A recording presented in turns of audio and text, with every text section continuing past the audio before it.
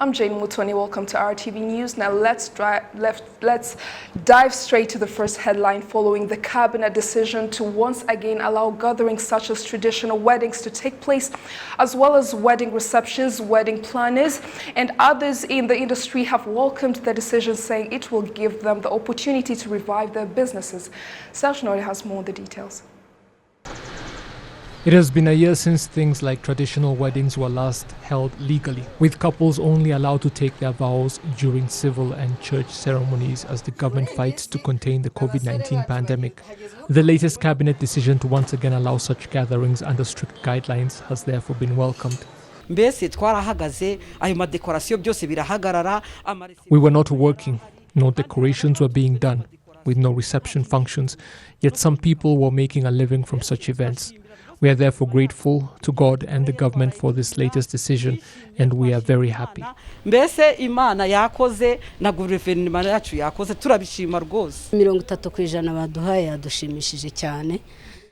happy about the 30% capacity limit they have given us, because next time they might raise it to 50% and then to 70%. Eventually, after the pandemic has been defeated, they will allow 100% again. We are therefore very happy. Couples were worried, and so were we, the wedding planners. We thank God, our government, and President Paul Kagame, especially for the role he played in fighting COVID-19. May God bless him exceedingly. Paul Kagame, Imana imuhe umugisha mwinshi n'uruhare yagize mu kurwanya COVID. Turashimira guverinoma yacu. We thank our government, led by His Excellency Paul Kagame, for allowing us to once again work. It had been more than a year and many things had been disrupted. So we are very happy that we have now been allowed to once again operate.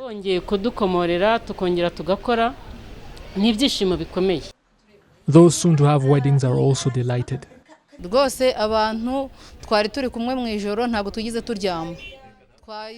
My wedding is on Saturday, and last night we did not sleep, waiting for those cabinet resolutions to be announced. We slept in this morning because we slept so late waiting for those resolutions.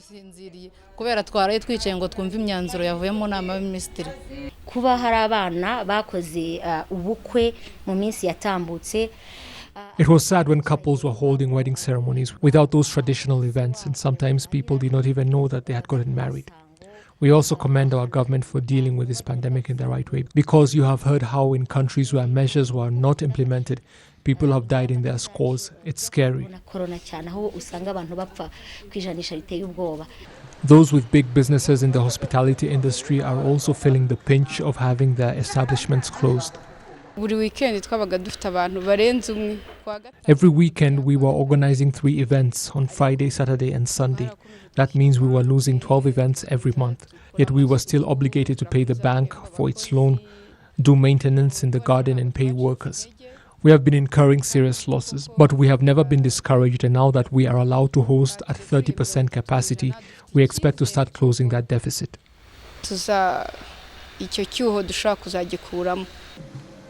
The country's gaming sector has also once again been allowed to operate.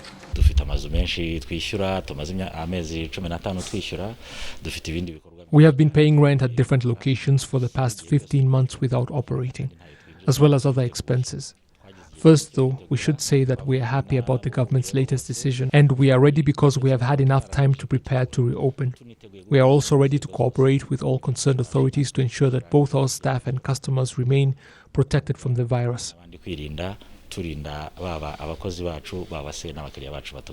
On average, there are currently no more than 50 new COVID-19 infections countrywide per day, compared to 200 just 4 months ago. And health officials have warned that if the general public once again becomes complacent in implementing preventive measures, then new measures will be introduced.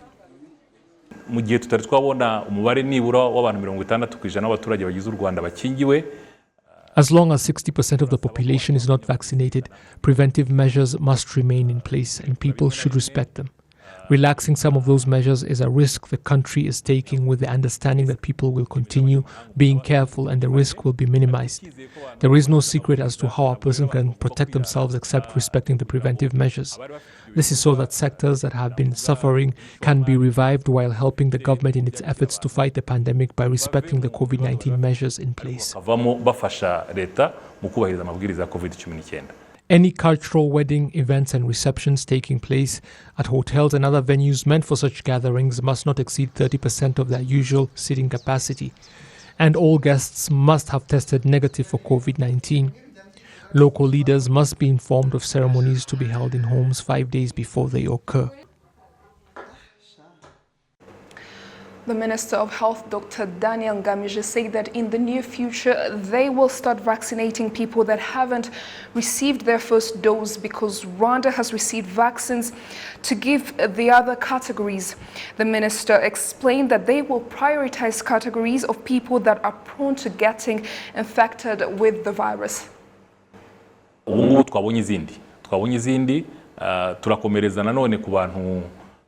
Now that we have got other vaccines, we are going to start with the people with chronic diseases and with a high risk of getting infected, and with the likelihood of death being high as well. People with high blood pressure, diabetes, cancer and other diseases. These are the ones we will start with so that they don't get infected. It shall be done at health centers that usually have their history of the diseases, and we will put them on the list and start vaccinating them this week or early next week. We are expecting more vaccines before the end of the year. There are some we will receive in June. That's the Pfizer ones. And at the end of the year, we expect to receive 3.5 million doses of the Pfizer vaccine. So we will increase the number of people vaccinated in the country. As you may know, we recently received AstraZeneca vaccines, and we started vaccinating the ones that need the second dose across health centers in the country, apart from Rubavu, because of the unfortunate events that have been happening. But we should resume early. It's not a must to be vaccinated at the location you received the first dose. We have all the information in the system, so all you need to do is present your ID and we will see what vaccine you received the first time and then give you the second dose. And for those that received Pfizer, they also received their second dose. twabahaye urukingo rwa kabiri turabirangiza kuko twagomba kubirangiza na tariki 31 y'ukwezi kwa gatanu. The Minister for Local Government is urging those whose businesses have been reopened to be patient, and for those whose doors have opened to respect the COVID-19 measures in place. Minister Jean-Vic Gatabazi said this during an exclusive interview with RBA. He also touched on the closure of bars since the start of the pandemic. Bakomeza kwibaza nabibonye no kuri Twitter n'ahandi batutubare turazira iki. I have seen this even on social media sites like Twitter, with questions asked as to why bars are still not open. The thing is that we cannot control a person who has consumed alcohol or even get people to control the various bars. Drinking alcohol is not prohibited if one can buy a bottle from the shops or go to a hotel and consume it, or even from home. The issue is the large gatherings of people consuming alcohol, and as people drink, they usually forget the COVID-19 measures put in place. Like the Minister of Health said, let's be patient and wait to have a good number of people vaccinated, then we'll have other measures in place. Others say there is no difference with drinking at a wedding, but we are looking into the measures so that COVID preventive measures are respected, and people should not take this advantage and start drinking early from the morning till evening. Weddings will also be given a time span of between 2 and 3 hours. The measures in place are not to discourage or slow the economy, but we have to look at it so that everyone remains safe and we have everyone in mind. Ariko uyu munsi ibyafunguwe n'ibyo ngibyo kandi nabyo abantu babyumve ko bizubahiriza amabwiriza. Rwanda has up to 27 million coffee trees that have gone for more than 30 years without being replaced with fresh ones, leading to the reduced harvest of the cash crops.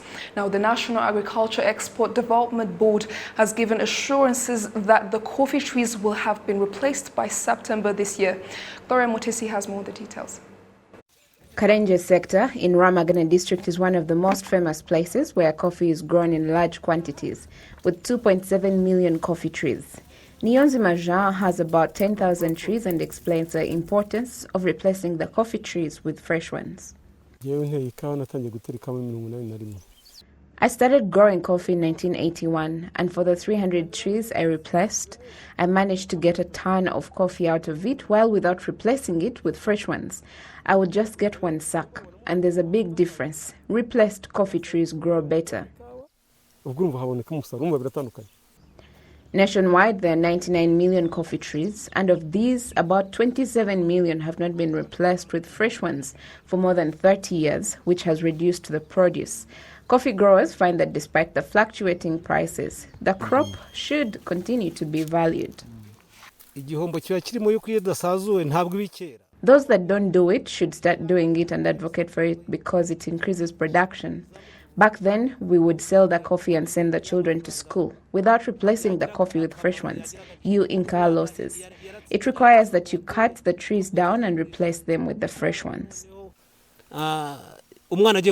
The process of replacing coffee trees involves planting new seeds and cutting down the old trees for them to regrow. Those that work with factories that process the coffee say replacing coffee trees with new ones boosts production. In the 2020-2021 fiscal year, 18.6 million tons of coffee was harvested and 15.5 million tons were exported, generating $56.3 million at the average price of $3.6 per kilogram. For 2019-2020, 18 million tons were harvested and 18.1 million tons were exported, including some that were still in storage, generating $56.3 million at an average price of $3.1 per kilogram. Murunziza Alex, the Traditional Commodities Division Manager at NAYEB, acknowledges that 27 million old coffee plants will be replaced in order to increase productivity. The months between July and September were allocated to replace these coffee trees, and working with different authorities to be able to achieve this and to remove trees that are no longer viable. We ask for cooperation to achieve this goal to replace up to 30% of the old trees with the new ones. From January to April 2021, 3.5 million tons of coffee were harvested and 3.6 tons were exported, generating $11.9 million at an average cost of $3.2 per kilogram, as compared to the months between January and April of 2020, where 2.9 million tons were harvested and 2.7 tons were exported at an average cost of $2.4 per kilogram. Patients treated at the Gisenyi District Hospital are calling for the resumption of some services as they had come to a halt due to the recent Nyiragongo volcano eruption. Most of the health services were dispersed to other health centers while Gisenyi Hospital dealt with emergency services only. However, many mothers who gave birth during the tremors thanked the government for the prompt and adequate services given to them. CSP Dr. Tuganeyezu Oreste reassured the citizens that services will return to normalcy not later than Thursday this week, as buildings have been inspected and given the all clear. Moving on to the General Assembly of the Senate on Monday, approved the report of the Standing Committee on Economic Development and Finance on the management of government institutions geared towards the improvement of people's welfare, these being RSSB, WASAC, RAB, NAYEB, RBC, RTDA, UR, and RP.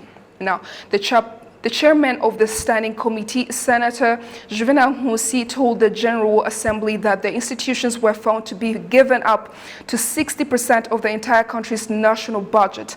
But weaknesses were found in the way they are managed, and some don't even have a board of governors, resulting in them underperforming. Now, after the report was presented, the senators called such shortcomings to be addressed accordingly so that their performance can improve.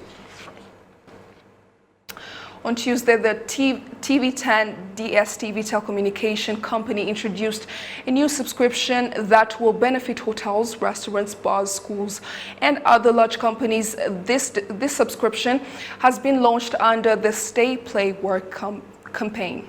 Gabi Muvunyi has more on the details. This new subscription package has come following the need for entertainment in different facilities. It is a destination of choice for viewers who enjoy gripping TV shows on DStv.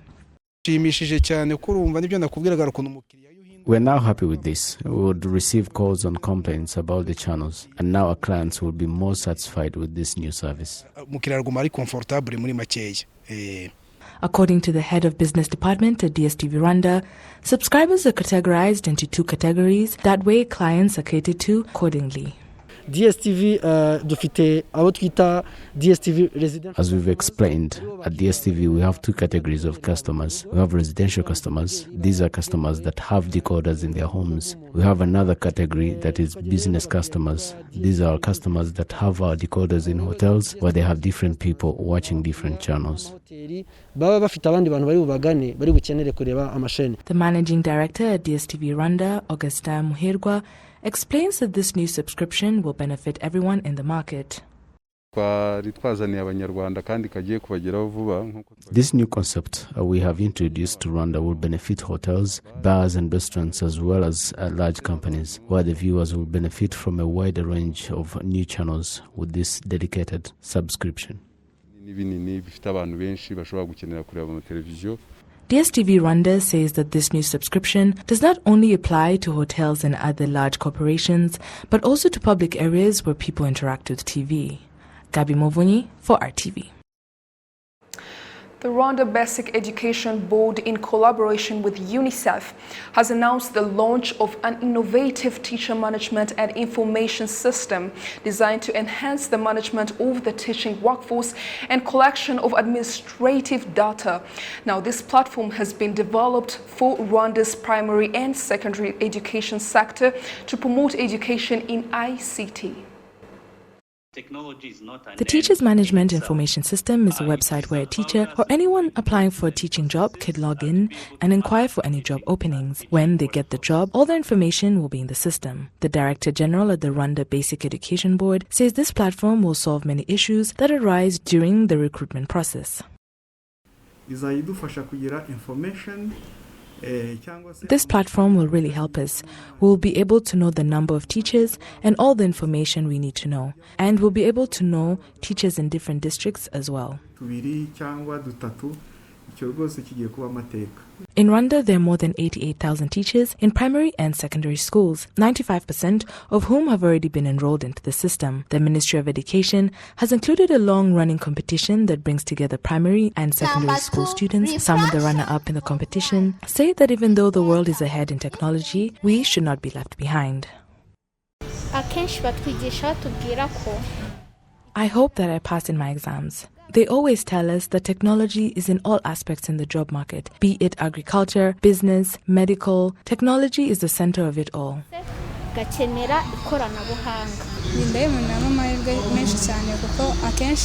Not many girls study ICT because they seem to drift away from it. I am happy to be studying it, and I want to encourage more girls to do so. The